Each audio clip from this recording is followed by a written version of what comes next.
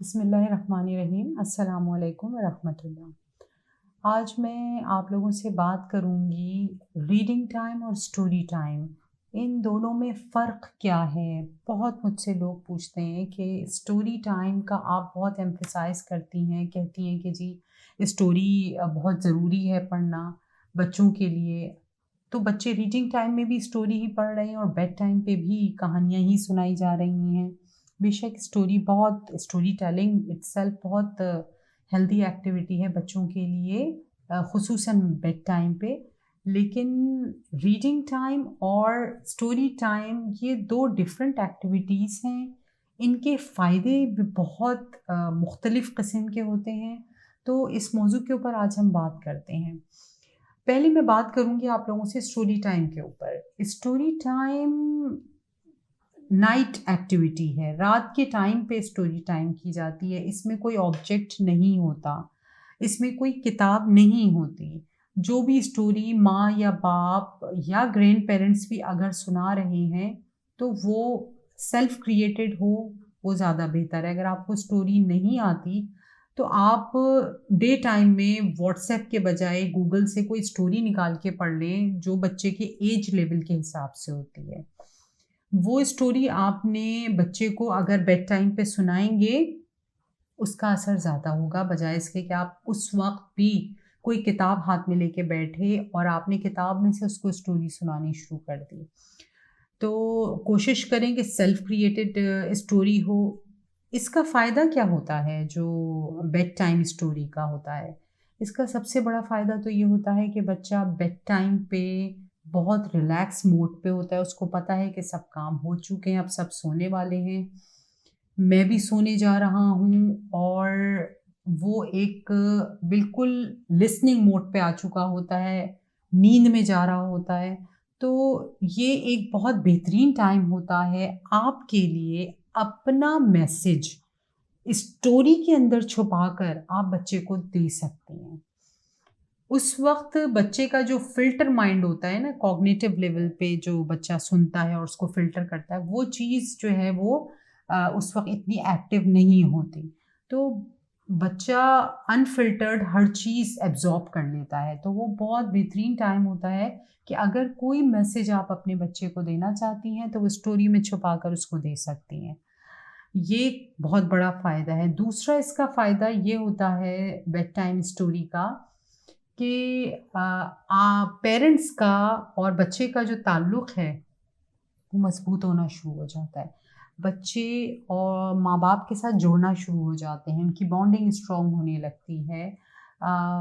ये इसका बहुत बड़ा बेनिफिट है जो इस एज से शुरू होता है, फिर आगे चल के भी जब बच्चे टीनेज में आ जाते हैं, उस वक़्त तक आप इसका फ़ायदा उठा रहे होते हैं क्योंकि ताल्लुक़ बहुत छोटी उम्र से बना, बच्चा आपके साथ जुड़ गया।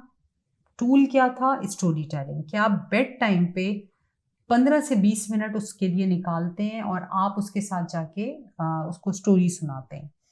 तो ये 2 फ़ायदे जो हैं ये बेड टाइम स्टोरी के हैं। यानी ये स्टोरी टाइम एक्टिविटी जो है ये बिल्कुल सेपरेट है, इसके बेनिफिट्स भी बिल्कुल अलग हैं। अब हम आते हैं रीडिंग टाइम की तरफ। ये बिल्कुल डिफरेंट एक्टिविटी है। यानी जो स्टोरी टाइम थी वो नाइट टाइम एक्टिविटी है और जो रीडिंग टाइम है वो एक डे टाइम एक्टिविटी है। तो वहाँ पे कोई ऑब्जेक्ट, कोई किताब आपके हाथ में नहीं थी स्टोरी टाइम पे, लेकिन रीडिंग टाइम पे ऑब्जेक्ट यानी कि किताब आपके हाथ में है। ये एक्टिविटी कुछ इस तरह से की जाती है कि कोई बहुत बड़ी लाइब्रेरी बनाने को मैं नहीं कह रही, लेकिन एटलीस्ट घर के किसी भी कमरे में कोई भी कोना आपने लिया और उसमें 2 शेल्फ लगा दिए, वहाँ पे 2 कुर्सियाँ रख दी, काफ़ी है। उसको आपने नाम दे दिया, लेबल लगा दिया ऊपर रीडिंग एरिया का। अब आपने कोई भी टाइम फिक्स किया 15-20 मिनट्स का। अगर घर के तमाम अफ़राद जो इवन ग्रैंड पेरेंट्स भी अगर उस एक्टिविटी में हिस्सा लेना चाहें, आके बैठें तो बहुत अच्छी बात है। लेकिन अगर घर में और दीगर लोग अवेलेबल नहीं हैं, तो आप खुद जाके अपने बच्चों के साथ बैठें और उस एक्टिविटी में हिस्सा लें। अब सवाल ये है कि किस तरह की बुक्स उस शेल्फ पे होनी चाहिए और हमें कैसे पता चलेगा कि बच्चा किस तरह की बुक्स पढ़ना पसंद करता है। तो एज के हिसाब से आप उसकी बुक्स लाके 8 से 10 किताबें भी अगर वहाँ रखी हुई हैं तो काफ़ी हैं। यहाँ पे स्टोरी बुक्स नहीं होनी चाहिए। कुछ नाम मैं आपको बता देती हूँ, एनिट ब्लैटन के नॉवेल्स होते हैं, आप वो उसको दे सकती हैं अगर बच्चा 8 से 10 साल का है। इसके अलावा यहाँ पे रिलीजियस बुक्स आप रख सकते हैं, यहाँ पे नॉलेजेबल बुक्स होनी है, यहाँ पे स्टोरी बुक्स नहीं होनी। इसके अलावा आप बायोग्राफीज़ रख सकते हैं लोगों की जो कि अच्छे और फेमस लोग हैं, उनकी बायोग्राफीज़ आप रख सकती हैं। इसके अलावा हदीस का कोई मजमुआ अगर हो तो वो भी आप रख सकती हैं। इसके अलावा मैप्स बहुत इम्पॉर्टेंट होते हैं, मैग्नीफाइंग ग्लास के साथ आपने मैप्स जो एटलस होता है वो किताब आपने ला के रख दी। इसके अलावा जानवरों की किताब और उनसे रिलेटेड जो नॉलेज उसमें दी हुई होती है कि किस मुल्क का ये एनिमल है और कहाँ रहता है और किस टेम्परेचर में रहता है, और इस तरह की बहुत लर्निंग मटेरियल उन किताबों में होता है। ये सारी किताबें उस एरिए में होनी चाहिए जो कि बच्चे का एक रीडिंग स्पेस है। अपनी पसंद की वो किताबें वहाँ से उठा के जो पढ़ेगा, आपको उससे अंदाज़ा हो जाएगा कि वो आया नॉवल में इंटरेस्टेड है या वो नॉलेजेबल किताबें उठाता है या फिर वो रिलीजियस बुक्स में ज़्यादा इंटरेस्ट लेता है। इससे आपको उसकी मैच्योरिटी लेवल का भी अंदाज़ा होगा और आपको ये भी पता लग जाएगा कि वो किस तरह की बुक्स पढ़ना पसंद करता है। आगे सिलेक्शन में आपको आसानी होगी। इसके फ़ायदे क्या होते हैं? इसके फ़ायदे ये होते हैं कि बच्चा सबसे पहले तो इंटेलेक्चुअली स्ट्रॉन्ग होना शुरू हो जाता है। इंटेलेक्चुअली स्ट्रॉन्ग का मतलब वो जो बात कहना चाहता है उसके पास अल्फाज ख़त्म नहीं होते। अक्सर आप लोगों ने, इवन एडल्ट्स में भी आप लोगों ने ये चीज़ देखी होगी कि जो कहना चाह रहे होते हैं वो पूरी तरीके से कम्युनिकेट नहीं कर पाते क्योंकि उनकी वोकैबुलरी शॉर्ट हो जाती है, उनके पास अल्फाज ख़त्म हो जाते हैं। तो अगर ये रीडिंग हैबिट छोटी सी उम्र से बच्चों के अंदर पैदा कर दी जाए और वो अपनी ज़ाहिर एज के हिसाब से उनका मैच्योरिटी लेवल ग्रो होगा, वो उसी हिसाब से अपने लिए किताबें भी सेलेक्ट करेंगे, तो बच्चे इंटेलेक्चुअली स्ट्रॉन्ग होते हैं और अपनी बात को बेहतर तरीके से कम्युनिकेट कर सकते हैं दूसरों को।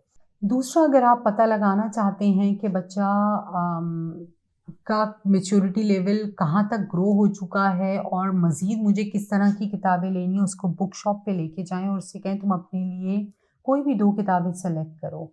अब सिलेक्शन में भी वो जिन किताबों को उठा के देख रहा है, आपको उससे भी अंदाज़ा हो जाएगा और जो वो 2 बुक सेलेक्ट करके लाएगा, उससे भी आपको अंदाज़ा हो जाएगा कि वो किस तरह की बुक्स सेलेक्ट करता है अपने लिए। इसके अलावा बच्चों को किताबें तोहफ़े में दें ताकि उन लोगों को अंदाज़ा हो कि ये कितना प्रीशियस गिफ्ट होता है। किताबें कितनी ज़िंदगी में अहम हैं जो किसी को तोहफ़तन भी दी जा सकती हैं। बच्चों के जो कॉम्प्रिहेंशन स्किल्स हैं वो बेहतर होना शुरू हो जाते हैं। आपको बहुत वाज़ेह तब्दीली ना सिर्फ़ उनकी बातचीत में बल्कि उनकी राइटिंग में भी आपको नज़र आनी शुरू हो जाएगी जब वो थोड़ी सीनियर क्लासेस में आएँगे। तो ये बहुत वाज़ेह फ़र्क है, यानी ये रीडिंग एक्टिविटी और रीडिंग टाइम के बेनिफिट्स हैं जो मैंने आपसे शेयर किए और उससे पहले मैंने आपको स्टोरी टाइम के जो बेनिफिट्स थे वो शेयर किए थे। दोनों में बहुत वाज़ेह फ़र्क है और दोनों के फ़वाइद भी बिल्कुल अलग हैं और दोनों अपनी जगह बहुत इम्पॉर्टेंट हैं। तो मुझे उम्मीद है कि इस फ़र्क को आप लोग समझ पा रहे होंगे और इन दोनों को बैलेंस करेंगे। बहुत ज़्यादा टाइम नहीं दे सकते तो कम से कम 20 मिनट ज़रूर बच्चे के लिए निकालें और उसको ये दोनों एक्टिविटीज़ दें। इंशाल्लाह बहुत जल्द आपसे दोबारा बात करूँगी किसी नए मौज़ू के साथ। जज़ाकल्लाह।